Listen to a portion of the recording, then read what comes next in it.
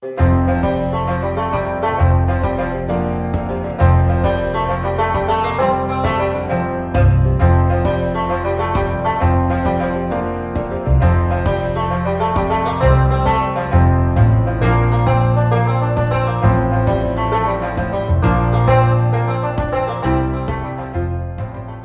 is that time of year when all of the fruit is needing to be harvested.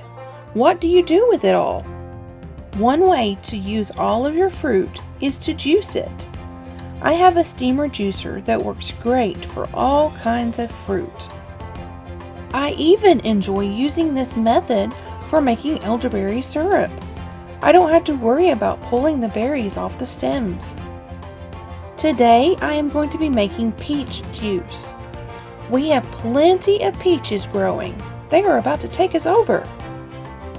To prepare the steamer juicer, all I need to do is put it on the stove and fill the bottom pan with water.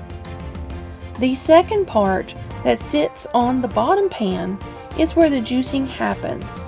It has a tube that comes out and drains the juice. This setup looks very similar to my water distillation pans. However, it is a completely different system. The top pan will hold the fruit. It has small holes in it, which will allow the juice to drip down into the middle pan. It does take a couple of hours to get juice.